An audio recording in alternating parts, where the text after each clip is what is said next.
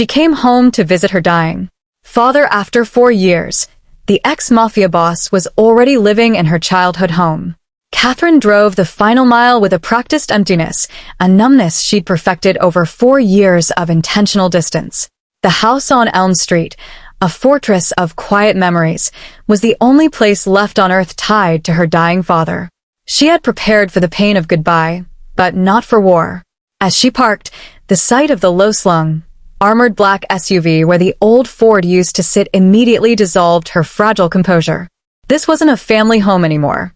She led her daughter, Clara, by the hand, clinging to the small backpack and the illusion of normalcy for the child's sake. Pushing the front door open, the scent of dust and her father's pipe tobacco, the comforting past, was brutally overwritten by the sterile, sharp scent of expensive cologne and fear. And then she saw him. He was seated at the dining table, bathed in the afternoon light, every visible inch of skin covered in elaborate ink. Esteban Rich, the man who was supposed to be a lifetime and 1,000 miles away, lifted a tattooed hand, gesturing to the heavy leather briefcase beside him. "Welcome home, Catherine," he said. The simple words made the house feel like a tomb. The confrontation had left Catherine vibrating with cold fury, but she forced a mask of icy control before stepping toward the man who had defiled her sanctuary.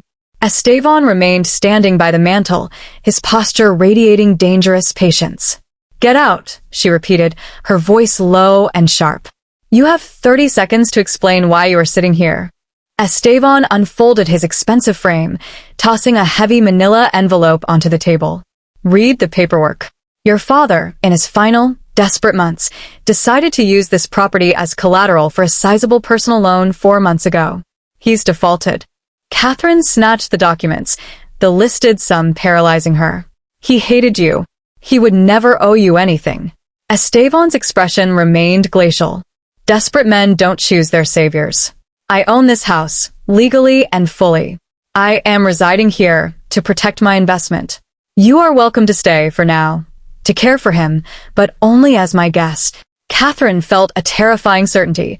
Her father had sold his soul to Esteban, not for money, but to safeguard some other precious thing. The purpose of the debt was still hidden. Her homecoming had become a battle to reclaim her past.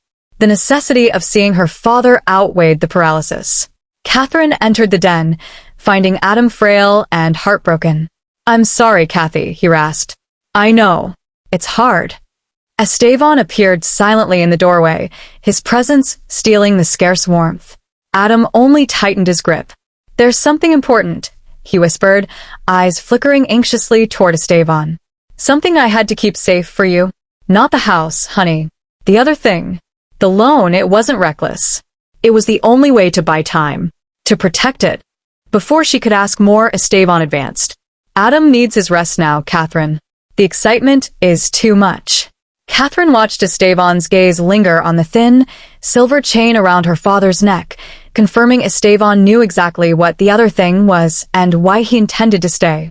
The necessity of caring for her father meant swallowing her pride and confronting Esteban in the main hall. "I am staying," she declared. "I will not leave him in his final days."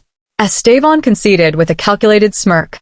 "Very well, but you will occupy the guest wing, and this is not a negotiation. You do not touch my things, and the study and the master suite are strictly off-limits."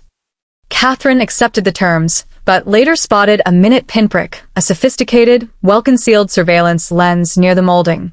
He was documenting her every move.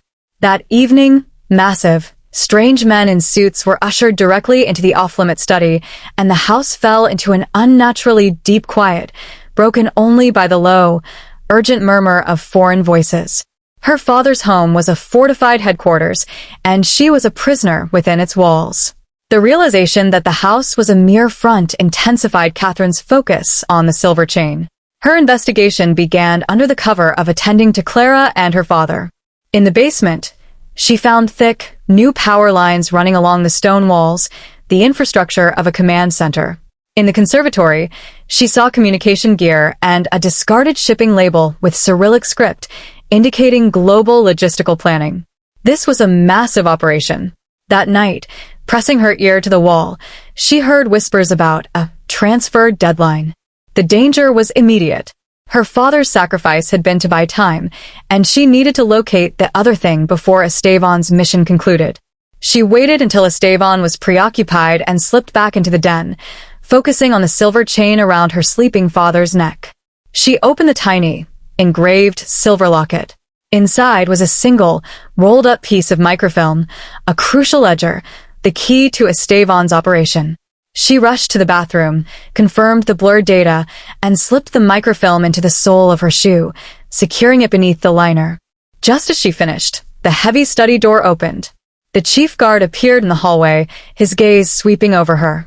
She was now under active, targeted surveillance, but she finally held the leverage she needed. The close call with Estevan's unsanctioned visitors had cemented Catherine's need for immediate action. The danger became brutally physical just after noon when a strange, aggressive man spotted her.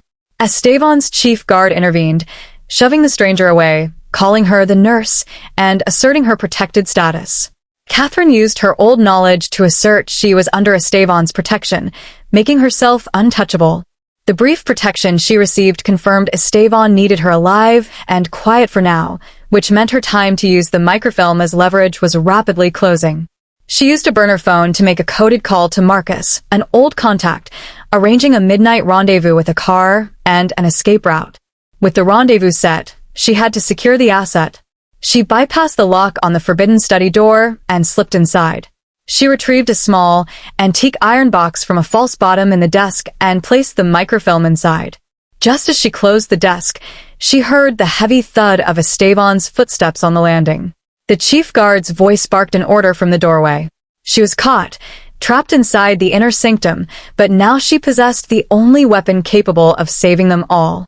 Catherine stood frozen by the mahogany desk, the small iron box clutched against her chest. Estevan filled the study doorway, his eyes dark. "You should have left when I told you," he hissed. Catherine raised the box. "You want this? This microfilm is proof of your entire operation." Estevan threatened Clara, but Catherine stood firm. "I have already arranged for a third party to receive its location if I don't check in within the hour." She forced the decision. "You walk away from this house tonight. You release the deed, and you leave my father and Clara in peace forever. In exchange, I destroy this film right here, right now, and you walk away clean. Your choice." Estevan stared at her, the price of his empire now resting in her hands. He gave a slow, measured nod, conceding to a conditional surrender. The silence that followed Estevan's concession was heavy. He watched as Catherine lifted the iron box, retrieved the microfilm, and held the evidence over the gas lamp, watching the strip curl and dissolve into ash. "You fulfilled your end," he stated. "I will fulfill mine. The house is yours again. My men will be gone in the hour."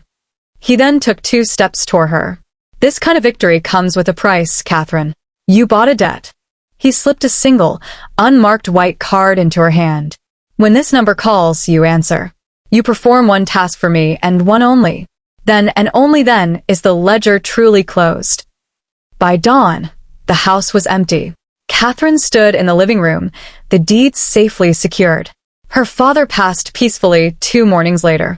She had saved him and the house, transforming herself from a frightened fugitive to a strategist, but she knew the final, most dangerous chapter of her entanglement with Estevan, the one waiting on that white card, was yet to begin. Did you feel the walls closing in? The entire house became her cage, and the only key was a secret her father died to protect. If you want to know what terrifying price Catherine will pay when that white card finally calls, smash that like button and subscribe right now. Every click fuels the next chapter of this dangerous game. Tell me in the comments, did Estevan really lose, or is he just setting a deeper trap?